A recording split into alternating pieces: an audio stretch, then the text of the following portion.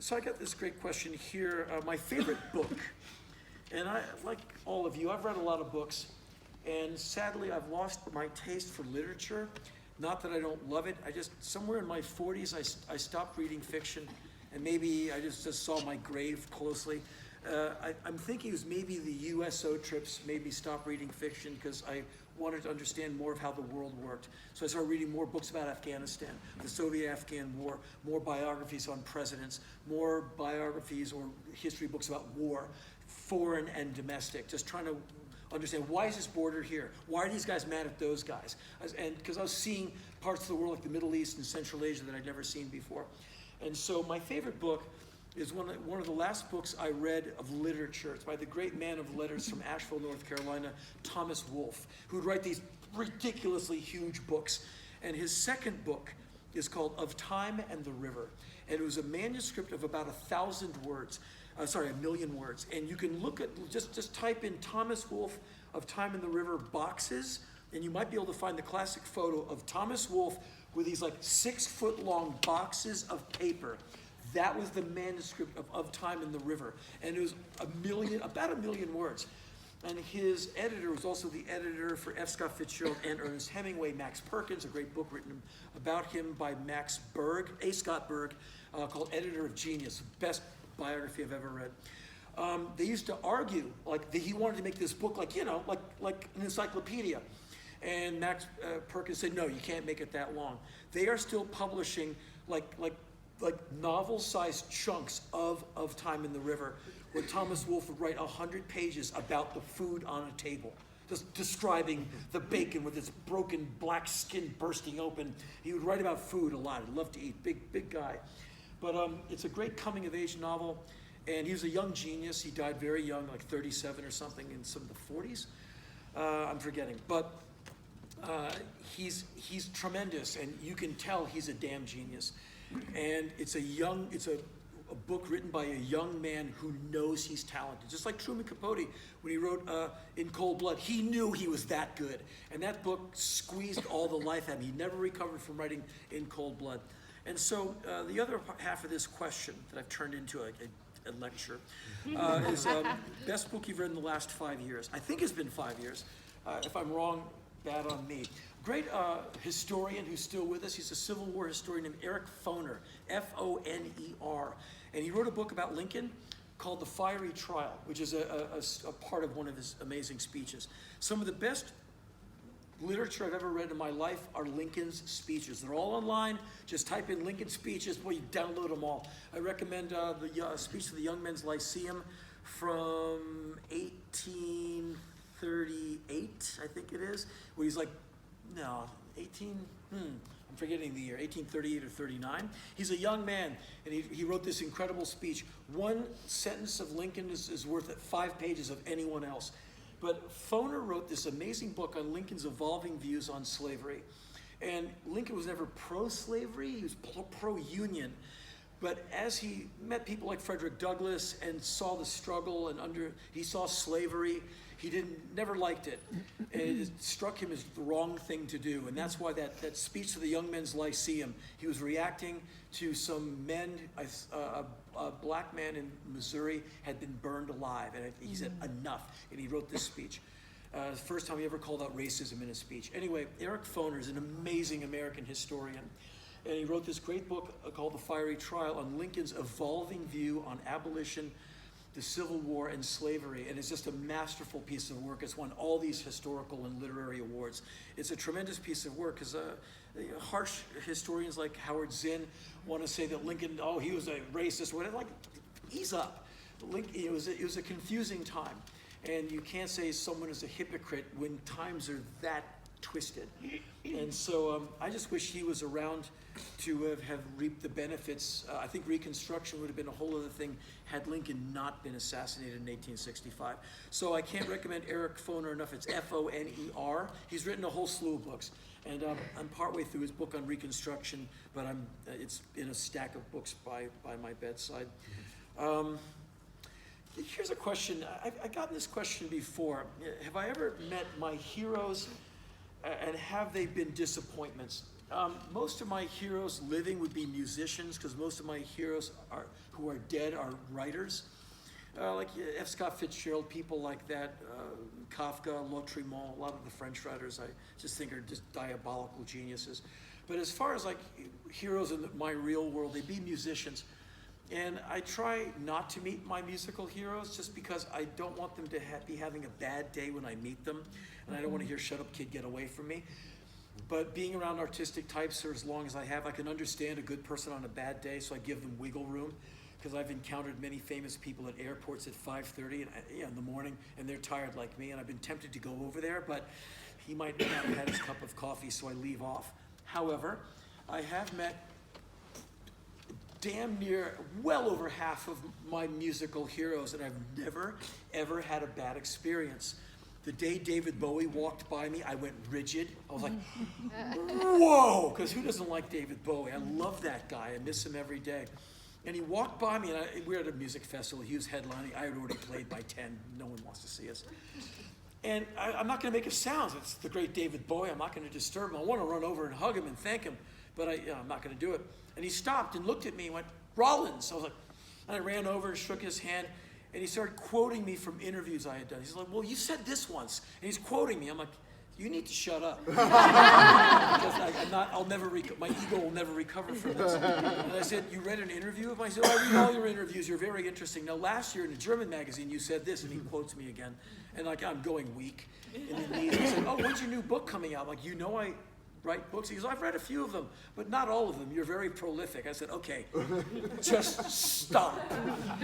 And I've had kind of experiences like that, where every once in a while, people that I admire have said, like, "Hey," like Bill Ward, my favorite drummer from Black Sabbath. I was sitting with him having lunch once, like 20 years ago, like, "Your books have been very helpful to me, Henry." I'm like, "You are gonna make me cry, man." He's such a sweetheart. And so I've met a lot of those people, and here's what I've noticed: the big actors and the big musicians, the real big ones are usually the classy ones, like Al Pacino. "Henry, how are you?" I'm okay, but how are you?" They're like super friendly. It's like the guy or gal in the indie band on their way up. Cause I'm a fan. I'm mainly a fan. I'm like, "Hey, I like your record." "Thanks." I'm like, "Oh, you're doing the thing. You'll see, because you'll see everyone on the way up, and then you'll see him on the way down."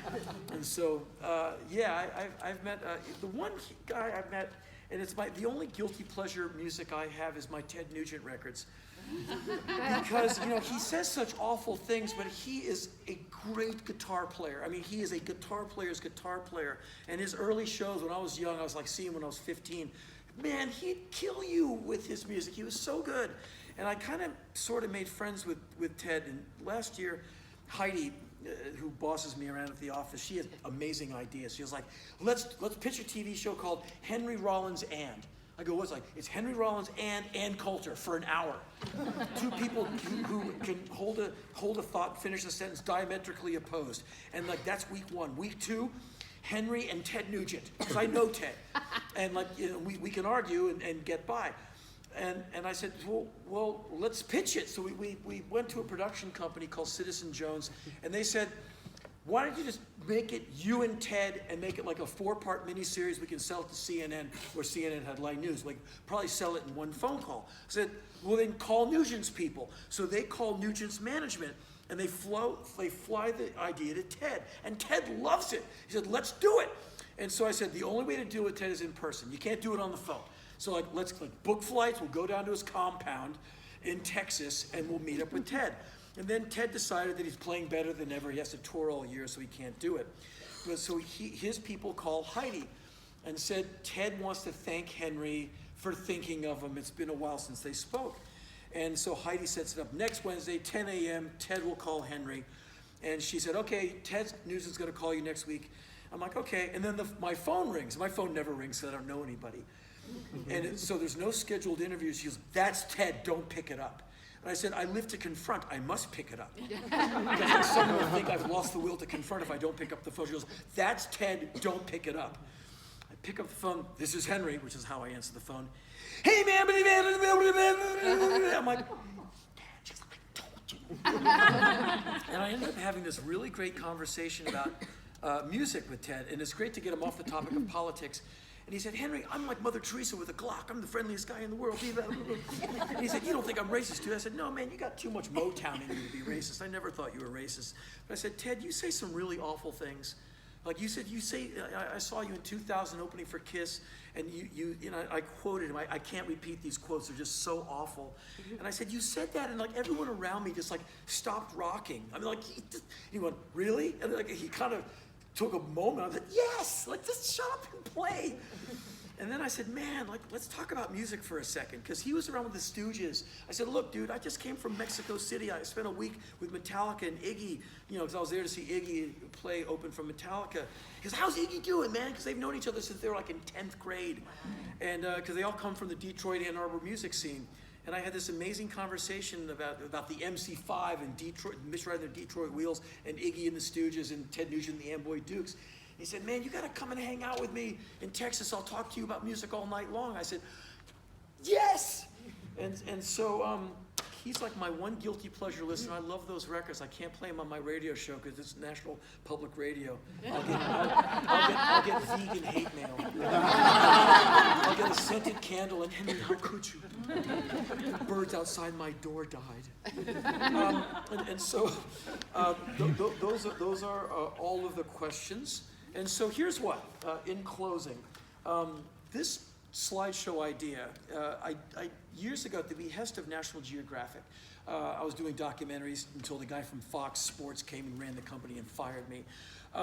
They said, show your photos in our theater. We sold out 2 nights, C-SPAN filmed it, it's online. And I liked it, and the Annenberg Photo Gallery in LA said, come and do your photo thing in our theater. So I did it, and I liked it. And then my agent said, you have 2 nights off in Australia. We know you have, you hate nights off. Do you juggle? Do you do anything else? I got a slideshow.